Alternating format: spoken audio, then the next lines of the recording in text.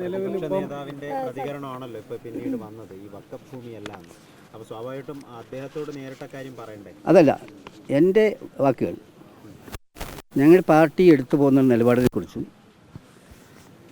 അത് ഒരു ഘട്ടത്തിൽ ഞാൻ വിശദീകരിച്ചല്ലോ.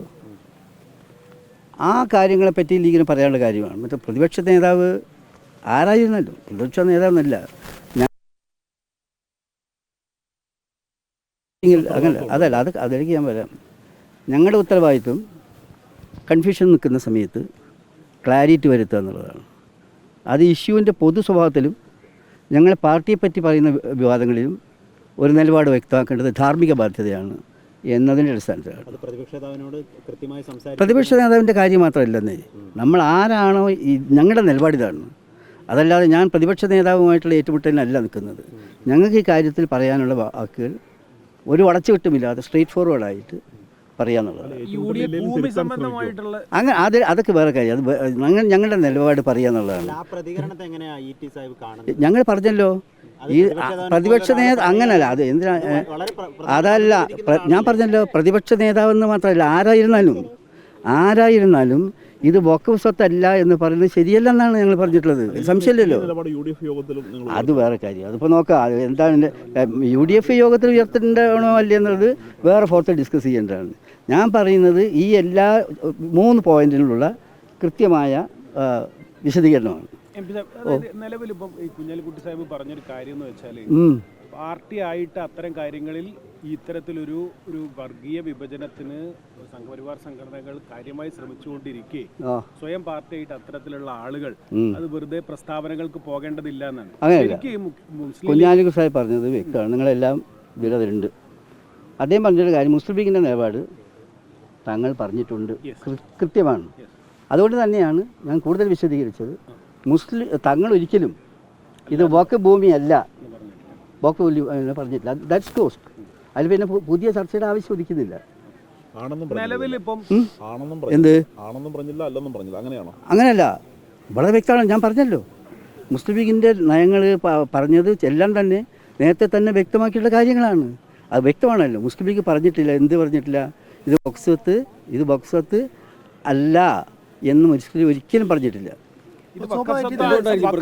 ആണെന്ന് അംഗീകരിച്ചുകൊണ്ട് തന്നെ അവിടെയുള്ള ആളുകൾക്ക് എന്ത് ചെയ്യാൻ പറ്റും എന്നുള്ളതാണ് മുസ്ലിം ലീഗിന്റെ നിലപാട്. അത് തീർച്ചയായിട്ടും അത് ഞങ്ങൾ പറഞ്ഞിട്ടുണ്ട്. വളരെ ശരിയായ ചോദ്യമാണ്. കാരണം വെച്ചാൽ അവരുടെ മാനുഷിക പ്രശ്നങ്ങളുണ്ട്.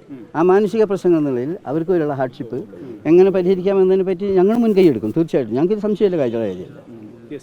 ഈ അലഹബാദ് കോടതിയിൽ ഒരു ജഡ്ജി VHP പരിപാടിയിൽ പങ്കെടുത്തുകൊണ്ട് ആ ഇഷ്യൂവിൻ്റെ അത്ര ഡീറ്റെയിലേക്ക് ഞാൻ പോയില്ല. ഇന്നത്തെ അത് യഥാർത്ഥത്തിൽ നോക്കട്ടെ. ഇന്ന് പത്രത്തിൽ ഞങ്ങൾ വായിച്ചു. പത്രത്തിൽ ഇത് ഈ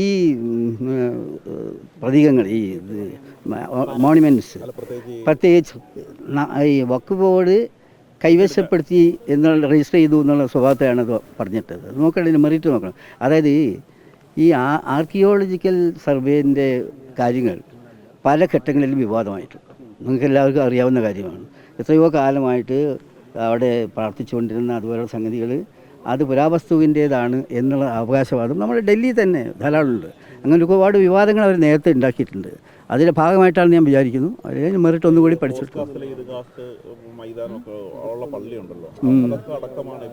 അതെ അവർക്കെല്ലാം അറിയാം. നമ്മൾ മറ്റു വിഷയത്തിൽ സംസാരിച്ച പോലെ തന്നെ ഇമാതിരി ഓരോ വിവാദങ്ങൾ ഉണ്ടാക്കി അവകാശവാദങ്ങൾ തുടങ്ങിയല്ലോ.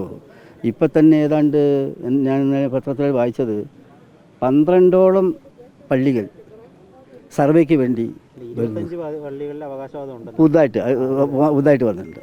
അപ്പോൾ അത് വളരെ അനാരോഗ്യകരമായിട്ടുള്ള ഒരു പ്രവണതയാണ്. കാരണം ഇതൊക്കെ കാര്യം ഞങ്ങൾ നേരത്തെ നിങ്ങളോട് പത്രക്കാർ മുഖേന ഷെയർ ചെയ്ത സംഗതി ആയതുകൊണ്ട് ഞാൻ ആവർത്തിച്ച് പറയുന്നില്ല. ഈ ഗ്യാൻവാപ്പി കേസിൽ അന്നത്തെ ജഡ്ജ് നടത്തിയിട്ടുള്ള പരാമർശനം ഇവിടെ കൂടുതൽ സങ്കീർണതയ്ക്ക് വഴി ഉണ്ടാക്കാൻ പറ്റുന്ന വിധത്തിലാണ്. എന്താ പറഞ്ഞത്? ഞങ്ങൾ മറ്റൊന്നും പള്ളി ഇതാക്കൊന്നും ഞങ്ങൾ പറഞ്ഞത്, കോടതി പറഞ്ഞത് ഞങ്ങൾ സർവേ നടത്താനേ പറഞ്ഞിട്ടുള്ളൂ എന്നാണ്. സർവേ പിന്നെ എന്തിനാണ്? സർവേ പിന്നെ ബൈൻഡ് ചെയ്ത് വെക്കാനുള്ളതാണോ? സർവേ എന്ന് പറഞ്ഞാൽ ഇങ്ങനെ ഒരു സർവേ ഉണ്ടാക്കുക അതിൽ കൃത്രിമത്വം കാണിക്കുക, തങ്ങളുടേതാക്കി മാറ്റുക, എന്നിട്ട് അതിൻ്റെ പുറത്ത് ഉണ്ടാക്കുക. എങ്ങനെയാണോ ബാബരി മസ്ജിദിനെ ഈ രാജ്യത്ത് വലിയ അപകടകരമായൊരു സ്ഥിതിയാക്കി വളർത്തിയെടുത്തത്, അതേ സ്വഭാവത്തിലേക്ക് അതിനെ വളർത്തിയെടുക്കുന്നതിന് വേണ്ടിയിട്ടുള്ള ഒരു സാഹചര്യം ഉണ്ടാക്കിയെടുക്കുകയാണ് BJP ചെയ്തുകൊണ്ടിരിക്കുന്നത്. ഇപ്പൊ JPC ഒന്നുകൂടി കാലാവധി നീട്ടിക്കൊടുത്തല്ലോ. ലീഗ് സംഘം ഇനിയും കാണുന്നുണ്ടോ JPC-യുമായിട്ട് ചർച്ചകൾ വഖഫുമായി ബന്ധപ്പെട്ട്? ഞങ്ങൾ വളരെ ബെസ്റ്റ് ഡോക്യുമെൻ്റാണ് ഞങ്ങൾ ചെയ്തത്. എല്ലാം ഞങ്ങൾ ഈ എല്ലാ വശങ്ങളും അത് കാണിച്ചിട്ടുണ്ട്. ഒരു കാര്യം ചോദിച്ചിട്ട്, മുസ്ലിം ലീഗ് നിയമസഭയിൽ മജീദ് വളരെ വ്യക്തമായിട്ട് മുനമ്പം വഖഫ് ഭൂമിയാണ്, വഖഫ് വിഷയത്തിൽ വളരെ വ്യക്തമായി പറഞ്ഞു. അതിനുശേഷം ഇപ്പോൾ മുനമ്പത്തെ പ്രശ്നം പരിഹരിക്കണമെങ്കിൽ മുനമ്പം അത് വഖഫ് ഭൂമി എന്ന് അംഗീകരിച്ചിട്ട് പരിഹരിക്കുന്ന സാധ്യതകളുണ്ടോ? അംഗീകരിച്ചുകൊണ്ട് അല്ല, അത് പറഞ്ഞല്ലോ, വഖഫ് ഭൂമിയായിട്ട് അംഗീകരിക്കണമല്ലോ. എന്നിട്ട് മാനുഷിക പ്രശ്നം എന്നുള്ളതിൽ മറ്റു പ്രശ്നം നോക്കുകയും ചെയ്യണം. ക്ലിയറാണ്. So thank U.